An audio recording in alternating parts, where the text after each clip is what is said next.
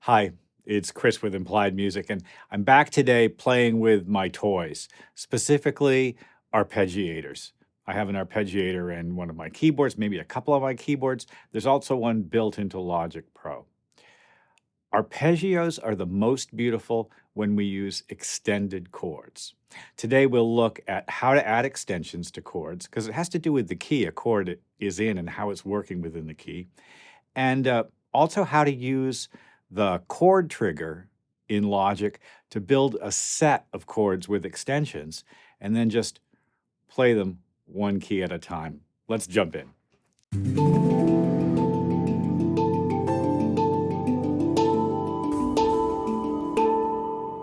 A simple arpeggio might look like this.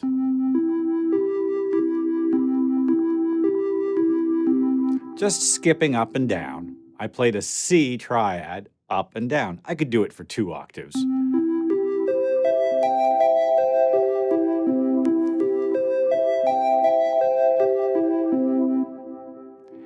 But the truth is, in diatonic harmony, simple triads don't function as strongly as extended chords.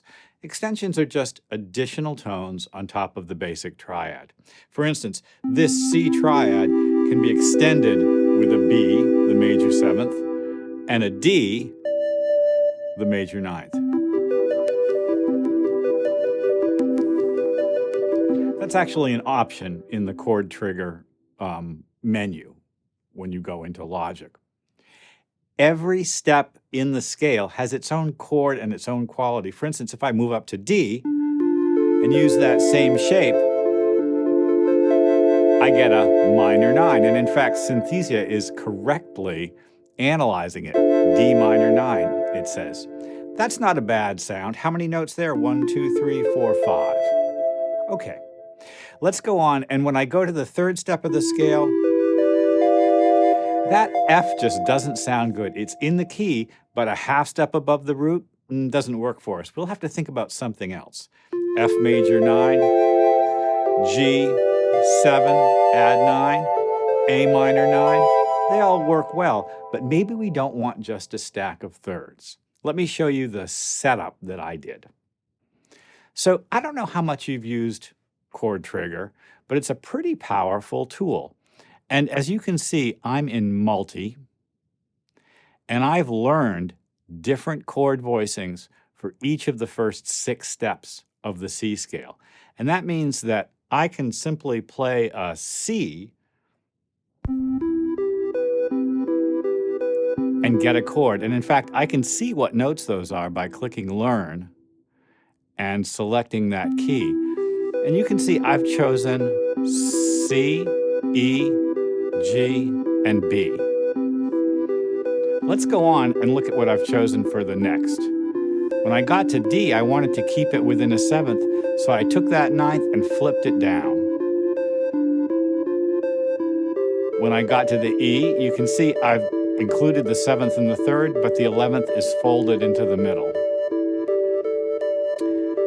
The 4th step of the scale, I actually built over the 7th. Why not, right? This is an F major 7 chord, and you can see there's an E here, F, A, and another E on top. Now let's say I didn't want that E on the top. I could just click it to get rid of it and replace it with a C. Neat, right?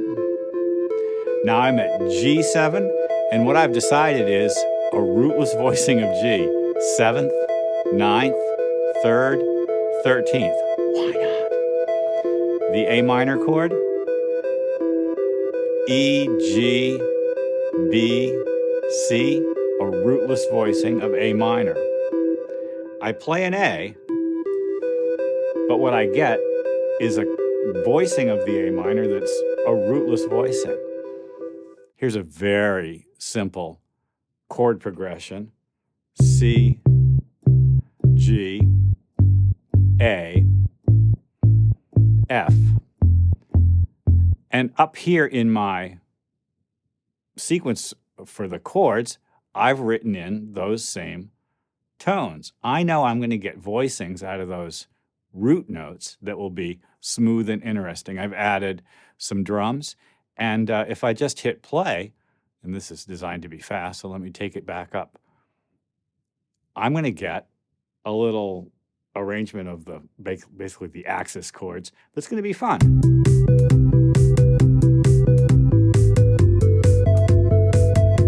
The chord voicings are having a good time as they percolate, aren't they? Let's change